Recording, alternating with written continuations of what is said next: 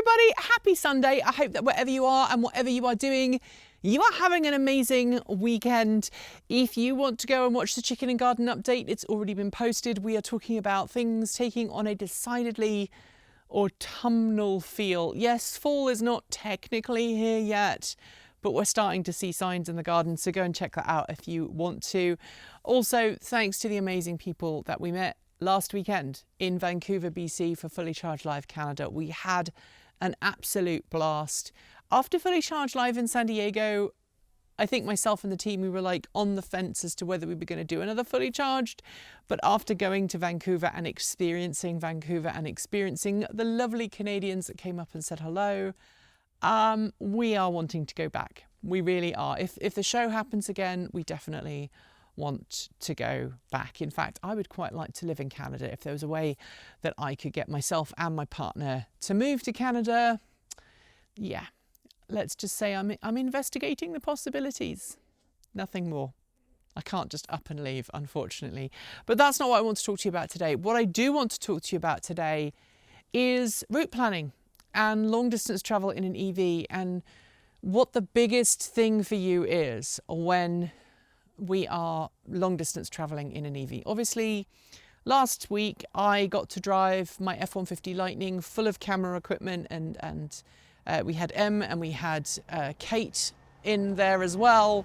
And we got to drive all the way up to Vancouver, BC. And it was really easy for me because I've got the extended range version of the F-150 Lightning. It has like 300 mile, which 500 kilometer-ish range. And it was a bit of a breeze for us to get up there. We didn't really need to charge to get up there, and coming back, I think we had to charge for maybe 10 minutes just to get enough range to get back here at the end of the event. But for longer distance trips, or if you are driving a shorter range EV, the perils of long distance travel are becoming a big challenge. And I'm curious from you what the biggest hurdle is that you see right now. Obviously it changes. We've talked about long distance road tripping before. For me personally, I think the biggest challenge is Electrify America and the lack of reliability that we are seeing from that network. I had someone I know is traveling actually to Canada right now in a Chevrolet Bolt EUV, and they rang me up because the charging station that they were stopped at, it was an EA charging station. There was only one charging station that would work with their Bolt EUV, despite all the other charging stations quite happily charging other cars. So maybe that was a compatibility issue. The one that they got to work was one of the lower powered ones, which I guess worked out quite well for them anyway, and worked out for everybody else. So, you know, everybody got the charging station they actually needed. But reliability reporting, I think, is probably one of the biggest bugbears for me, right? If I'm on a trip, I want to know that when I leave, these charging stations are going to be up, they're going to be reliable. If they're down for maintenance, fine. Put 2 of them down and leave the other 2 up if it's a 4-stall. Or, you know, half of the charging stations, leave half up and take half down to work on them if that's what you're going to do. If you're going to replace them all, don't try and be a hero and do it all in one go. Because while we were on our road trip up to BC, we stopped in Olympia because we were traveling up with someone who was taking a Rivian, and they were towing a caravan behind their Rivian, so they needed to stop more frequently. So we kind of went up in convoy with them. We stopped in, it wasn't in Olympia actually, it was further round, because the Olympia charging stations that I would normally go to were offline. They're all being replaced. And there was a woman who rocked up at the charging station we were at on the back of a flatbed, because she'd gone to the Olympia charging station and she didn't have enough range to get to where she needed to go to charge, so she had to call a tow truck. That kind of nonsense. I mean, 10 years ago, when EV charging was a little bit less common, that kind of experience was inexcusable then, but it was more common. Now it really shouldn't be happening. And so my biggest bugbear is just make the damn stations work. Keep them up. Stop giving us new charging stations. keep the good ones, keep the existing ones running. Well, stop, celebrating new charging stations. If you can't keep the network running, you shouldn't be putting new charging stations in. You should be focusing on either replacing dodgy hardware that you should never have put in the first place, or you should be working to figure out why these charging stations are so unreliable. I apologise, there's a chicken over there making a lot of noise. Of course, the other challenge for EV road tripping is the lack of interoperability, right? You need a charging app for one thing, you need a charging app for another network. I know Kate talked about this when she did her cross-border advice for road tripping a couple of weeks back. But when we were in Canada, the only place we could actively charge was the 110 volt destination chargers in the parking lot of the Rogers Tower, which is right across the road from the convention centre, which, by the way, is perfect. If you're going to have a charging station set up where someone's going to be there all day, make it a 110 volt charging station, because most people are going to have enough charge to get back home, and then they'll end the day with whatever they started with in terms of range. We also had access to a level 2 charging station at the Airbnb we stayed at, so that was, or stopped at, so that was good as well. But none of the public charging stations we visited actually wanted to work for us, because we'd need to download an app, and the only way we could download an app was to have access to the App Store in Canada, and because we didn't have Canadian phones or Canadian bank accounts or whatever, we couldn't actively access the app that we needed to download to run on our phone to get the charging station working. And I'm sure there are ways around it, but the whole thing was just a real head screw. And again, a big bugbear for me. But the other thing, and we've talked about this before, charging station etiquette, people just taking up spaces that didn't need to, people being rude, trying to jump the queue or whatever.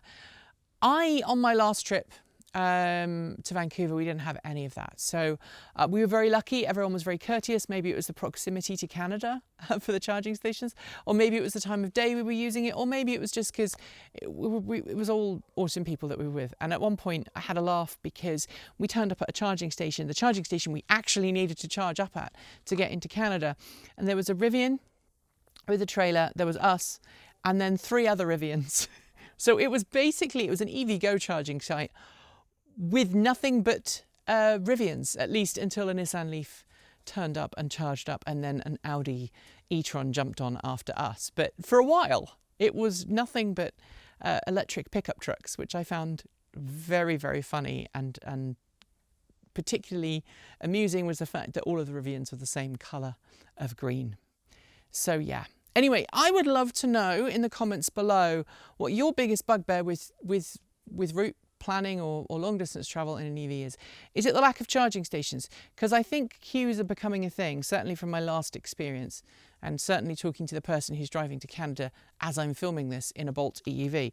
All the stations they're arriving at, there are other people there, and it's always going to be, all of these stations are full, and it's a bit of a nightmare. Knowing that the stations are actually active and working, again, a nightmare. EA and other networks will go, yeah, but we say on our website that it's down. If the app doesn't work, and the EA app is incredibly unreliable, especially if you don't have a cell phone signal, knowing whether the charging station is working or not is a real bugbear. And I know lots of people are screaming, yes, but you could buy a Tesla, and you could own a Tesla, and you could drive a Tesla, and you could do all the Tesla stuff, but Tesla has issues too. Sometimes it's a queue, sometimes the station is down. It's rare. It's more rare with Tesla than it is with other networks, but it does sometimes happen. And obviously, if everyone is moving to NACS and everyone is going to start using NACS and Tesla superchargers, those queues are just going to transfer to the other networks. And for my money right now, EVgo is the most reliable non-Tesla charging network out there, and I'm very glad that I use it. That's the one I try and use now, because it's the one that I don't have to faff around with cards or apps. I literally just plug in and off I go. So anyway, tell me your bugbears in the comments below. Also, make a note of which country you're in, because I think that it depends on the country you're in as to exactly how you feel, but I would love to know. In closing, also, we're going to be pushing our Patreon support. I really, really want people to consider supporting us from $1 a month on Patreon. It's like $10 and change a year. I think it's $10.15 or something. Don't quote me on that. If you pay to support the channel for a year at the $1 per month level, you actually get a discount if you pay for the whole year up front.